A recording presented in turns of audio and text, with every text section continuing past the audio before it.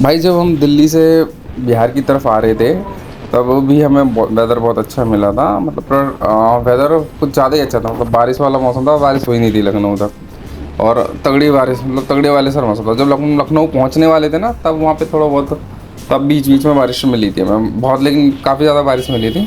फिर हम रेनकोट निकाल लेते, पहन रहे थे, और फिर उसमें थोड़ा थोड़ा भीग भी आ रहे थे, पर मज़ा ही आ रहा था क्योंकि गर्मी का सीज़न चल रहा है, जुलाई का महीना चल रहा है। तो और जो नज़ारे थे बड़े ही प्यारे थे। अब आज हम जब जा रहे हैं तो आज भी हमें मतलब वेदर ठंडा ही मिला है। हर जगह जगह पे हल्की हल्की बूंदाबांदी हो रही है। वेदर बहुत प्यारा हो रखा था।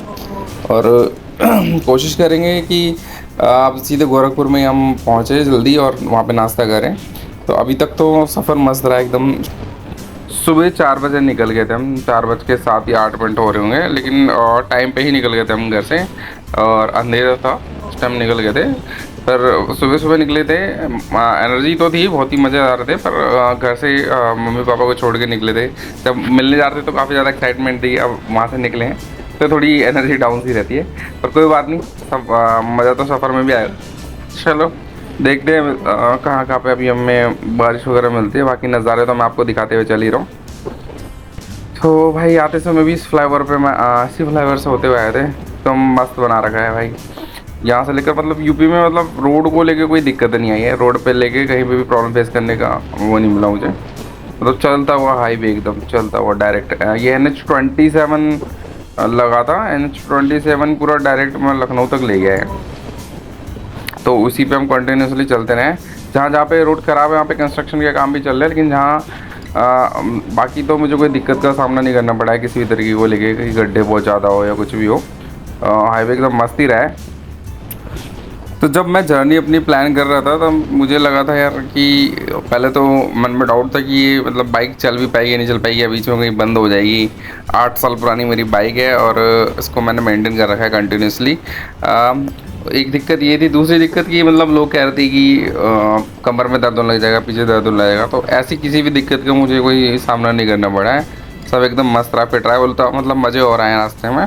ऐसी कोई दिक्कत वाली बात नहीं आई है। और जो मेरी जो सीट है वो मतलब काफ़ी चौड़ी है, तो उससे और ज़्यादा कंफर्ट फील था। मैंने सीट कवर भी अपना कस्टमाइज़ करवा रखा था, थोड़ा सा मोटा करवा रखा था, ताकि रास्ते में कोई दिक्कत का सामना ना करना पड़े। और जितने बैकअप सामान थे वो मैंने रख ही रखे थे। बाकी तो चलो खैर वो छोड़ो। आप देखो सामने क्या मस्त नज़ारा हो रहा है भाई। वेदर देखो सामने का दोनों तरफ खुला खुला खेत खेत, और सीधे बादल देखो भाई कितने प्यारे लग रहे हैं। आगे बारिश हो रही होगी, आगे बारिश हो रही होगी। और ये देखो भाई मज़े ही मज़े। समझे ऐसे ही वेदर रहा ना पूरे रास्ते तो मज़ा ही आ जाएगा। ये जो वेदर और एटमॉस्फेयर है भाइयों, ये जो माइंड को है ना बहुत फ्रेश रखता है यार, बहुत रिफ्रेश रखता है कसम से। मज़ा आ जाता है। मतलब जब हम जा रहे होते हैं ऐसे ताज़ा सांसें मिल रही है, और क्या ही दिख रहा है, जैसे उड़ रहे हो, फ्लाई कर रहे हो। खैर छोड़ो। तो अभी जब सिटी वाले एरिया आते हैं, मतलब गांव कनेक्टेड एरिया आते हैं हाईवे से, तो वहाँ पे मैं ज़्यादा स्पीड नहीं चलाता, रोड को देख के चलाता हूँ। बीच में रखता हूँ अपनी गाड़ी, अपनी बाइक जो है बीच में रखता हूँ। और भाई बादल तो आप देखते हो जैसे जैसे टच होते हुए चल रहे हैं। बादल को तो देख ही रखा आपने। बाइक की जो स्पीड रखी है मैंने वो रखी है 80, 85, 90, 95। और बीच बीच में 100 को टच कर रही थी जब लखनऊ वाला एक्सप्रेस वे था। बाकी उससे ऊपर नहीं गई, चलिए भाई 95 तक मैक्सिमम चली है। और 100 कब टच करी थी जब मैं लखनऊ वाला एक्सप्रेस वे पे था। और बीच बीच में इन एक्सप्रेस वे में भी जो बड़ी चौड़ी सड़कें आती है वहाँ पर टच करी है हल्की फुल्की। बाकी तो वही चलिए 75, 80, 85, 90, 95 इतने के बीच ही रही है। और मतलब सेफली चला है, ये भी नहीं कि मतलब रशेड एरिया और भगा रहा हूँ धड़ाधड़ धड़ाधड़। तो ऐसा कुछ नहीं रहा है, नॉर्मली चला है। और मौसम का लुत्फ़ उठाते हुए चला है, साथ में आप देख ही रहोगे। भाई ये देखो मज़े। सबसे जो प्यारा लगा है ना मुझे, वो जो वेदर का और कनेक्शन होता है ना भाई, वो बड़ा प्यारा लगा है। और अगर धूप होती तो कहीं ना कहीं यार हालत ही ख़राब हो जाती, मज़ा भी नहीं होता और हालत ही ख़राब हो जाती। खैर सीन तो देखने को मिलते हैं, पर ऐसे नहीं देखने को मिलते अगर नॉर्मल मौसम होता तो आते वक्त जब मैंने कंटिन्यूसली लखनऊ तक खींचा था, उसके बाद मेरे को अयोध्या खींचना था 155 किलोमीटर के अराउंड। जब मैं दिल्ली से बिहार की साइड आ रहा था तो उस टाइम क्या हुआ था कि जो मेरा इंजन ऑयल था, जब मैं बिहार पहुंचा था तो वो मुझे आधा, मतलब जैसे निकाला था ना तो आधा मिला था, वो जल सा गया था क्योंकि मैंने एक कुछ ज़्यादा ही चला दी थी बीच में, कंटिन्यूसली चलाई थी बिना रोके, पर आधा था। तो अब मैंने क्या डिसाइड किया, मुझे ये पता नहीं था कि मैं अब जो वापस जाते समय ना लखनऊ में से वो चेंज कराऊँगा, दूसरा डालूँगा। तो अब जैसे ही मैं लखनऊ पहुँचूँगा, अभी तो खैर अभी हम गोरखपुर पहुँचेंगे, पहले वहाँ पे जैसे बताया नाश्ता करेंगे। तो जब मैं लखनऊ पहुँचूँगा वहाँ पे इसका इंजन ऑयल चेंज कराऊँगा, पर फिर देखूँगा कि मतलब क्या हाल हुआ है, कि ये जला है या नहीं जला है, क्योंकि आते टाइम शायद मैंने ज़्यादा चला दी थी कंटिन्यूसली, इस वजह से वो आधा जल गया होगा। कंटिन्यूसली का मतलब 200 के अराउंड, 200 किलोमीटर के अराउंड मैंने चला दी थी, जबकि मैं अगर 100 120 पे भी रोक देता तो कोई दिक्कत नहीं आती। पर देखता हूँ मतलब वो अभी भी, मतलब अभी भी मैं बीच में वही स्पीड रखूँगा, उतना ही डिस्टेंस तय करूँगा अप्रॉक्सीमेटली, पर रोक दूंगा, फिर बीच में देखूँगा कि मतलब सच में जलता है क्या। चलो पहुँचते हैं, अब आगे मिलते हैं। फर्स्ट राइड थी तो मैंने बाइक का बैकअप का तो सारा सामान रख लिया था, पर मुझे ये नहीं पता था कि मतलब ऑयल को क्या, ऑयल कब चेंज करना है इसका। वैसे तो वो कहते हैं कि मतलब दो मतलब किलोमीटर के हिसाब से चलने पे होती है, पर जब लॉन्ग राइड कर रहे होते हैं तब इन चीज़ों को भी ख्याल रखना पड़ता है।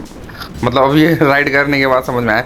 फिर भी मुझे जैसा लगता है कि जब मैं अयोध्या पहुंचा था तब मेरा आधा तेल जल चुका था। वहाँ से ये मान लो कि वो बिहार मुजफ्फरपुर तो अयोध्या से वो आधे ऑयल में ही गई है बाइक पर। ना इसके स्पीड में ना किसी चीज़ में वो इसमें चेंज आया था, पर गाड़ी ने बहुत साथ दिया, बहुत बहुत साथ दिया गाड़ी ने, कसम से मज़ा आ गया। मैंने इसका ख्याल रखा है और इसने मेरा ख्याल रखा है। 110 सीसी की मेरी बाइक है, होंडा CD 110 BS4 मॉडल। और इसको मैं कंटिन्यूसली 80 70 80 90 95 इन 3 स्पीडों पर रखा है। और जो मैक्सिमम मैंने ये मान लो कि 60 किलोमीटर या 70 kilometre continuously, maximum 80 kilometre 70 kilometre 80 की स्पीड पे चलाया है कंटिन्यूसली। 80 की स्पीड पे 80 90 95, 80 90 95। और मैक्सिमम वैसे तो बीच बीच में ब्रेक मारते थे, पर मैक्सिमम जो चलाया मैंने कम से कम इतने किलोमीटर तो चलाया है कंटिन्यूसली, कोई दिक्कत नहीं आई है। और मज़ा ही आया। भाई फर्स्ट लॉन्ग राइड थी, मैं कम से कम 10 दिन पहले से बहुत एक्साइटेड था यार, कैसे होगा क्या होगा, कभी पहले की नहीं है, बाइक बंद हो जाएगी या चलेगी, सामान क्या क्या लेके जाऊँ, रास्ते में कोई क्लच व्लच टूट गया या पंचर हो गई गाड़ी, फिर क्या करूँगा। वैसे तो मैंने जाने से पहले इसमें नाइट्रोजन भी डलवाया था, मतलब वो सारी चीज़ें पूरी कर दी थी जो बाइक को ज़रूरत थी। नाइट्रोजन डलवाया था, टायर ऑलमोस्ट इसके पहले से ही नए थे, 7 8 महीने में होते मैं जहाँ जॉब करता हूँ वहाँ से मतलब 12 24 किलोमीटर होगा अप डाउन, और जिम वगैरह आना जाना, तो ज़्यादा दूरी कवर नहीं होती, तो वो सेफ़ है मेरे टायर में एकदम, अभी मस्त के मस्त है, नए के नए हैं। तो टायरों ने बड़ा साथ दिया, मतलब एकदम चिपक के चले हैं। फ्लक्चुएशन का कोई इशू नहीं आया, तेज कहते हैं कि हल्की गाड़ी हिलती है हाईवे पे इधर उधर, अगर साइड से गाड़ी उड़ती है तो ऐसे कोई दिक्कत नहीं आई है, चिपक के चलिए। मोटे टायर डलवा रखे थे थोड़े मैंने।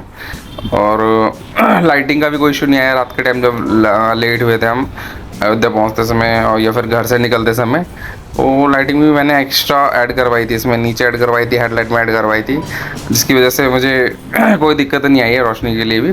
और चार्जिंग के लिए भी मैंने चार्जिंग सिस्टम लगा रखा था, ताकि मोबाइल पूरे रास्ते मेरे बैटरी जो मोबाइल थी उसकी बैटरी फिल थी। एक्स्ट्रा से मैंने पावर बैंक भी रख रखा था, जो गोप्रो मैंने कैमरे में सेट कर रखा है, उसकी बैटरी को चार्ज करने में काम आ रहा था।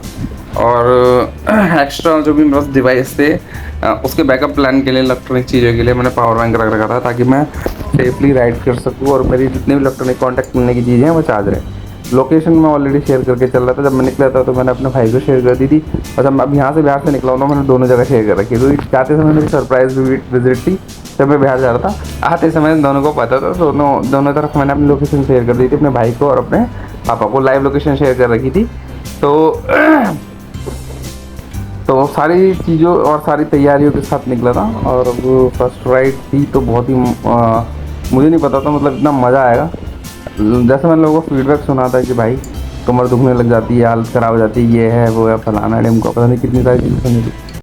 भाई आधे घंटे पहले हम गोरखपुर पहुंच गए थे। यहाँ पे हमने एक रेस्टोरेंट में पराठे खाए, सुबह का नाश्ता करा, और पराठे बड़े टेस्टी थे यार।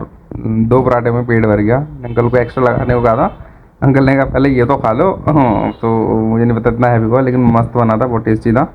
ये है आदित्य रेस्टोरेंट, में दिखा देता हूँ, आदित्य फैमिली रेस्टोरेंट के नाम से है भाई। यहाँ पे हमने खाया और मज़ा आया था यार। जाओगे तो यहाँ पे विज़िट ज़रूर करना। अब भाई हम निकलते हैं आगे यहाँ से सीधे अयोध्या, फिर अयोध्या से सीधे लखनऊ।